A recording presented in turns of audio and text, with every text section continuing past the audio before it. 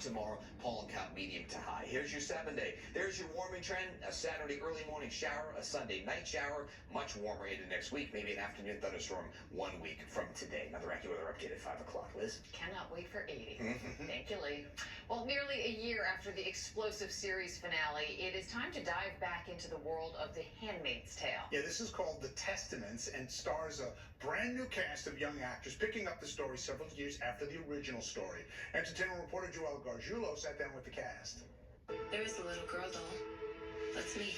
It's back to Gilead, but this time the plotline isn't just about survival.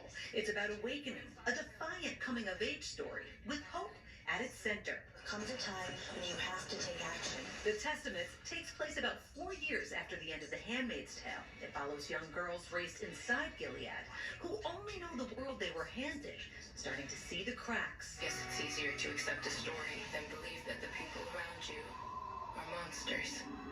The connector between both worlds, Aunt Lydia. Emmy winner Ann Dowd returns, though this is not the Aunt Lydia you remember. I love Aunt Lydia's arc. I love that we get to see even more of her backstory. Yes. But I still can't figure out this woman's why. I think the thing that keeps her from going insane is her love of the girls. I think it is real and powerful. The Handmaids, of course, now this different group. All of the things about Gilead, the deep belief in God, that women shouldn't be reading and writing. I mean, does she believe that? That's such a good question. Bring women back to their rightful place.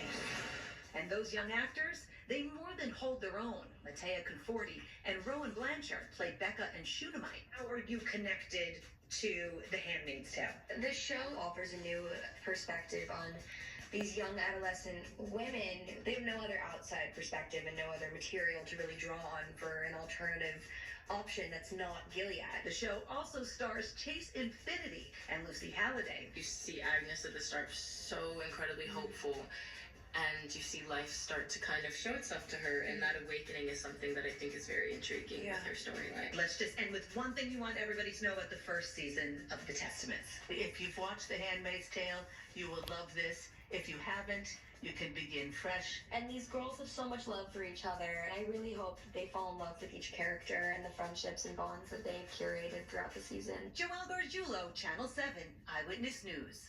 In more entertainment news, one of the most beloved sitcoms of the 2000s coming back with 4 brand new episodes. Last night was the New York City premiere of Malcolm in the Middle, Life's Still Unfair. After spending decades avoiding his parents, the revival follows what happens when Hal and Lois demand Malcolm's presence at their 40th anniversary party. Malcolm in the Middle's Life's Still Unfair drops on Hulu this Friday. Love Bryan Cranston. Yeah.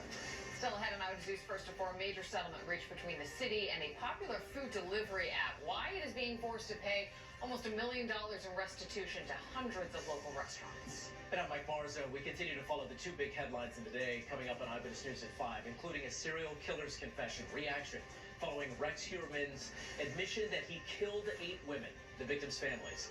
They're in court to hear it all. Plus, a pause in war for peace. That ceasefire deal in a war with Iran. We have the latest developments as negotiations get set to take place to end the war for good as early as Friday. Those stories and more next at 5. Next Jeopardy, a champion towers above the rest with over $500,000.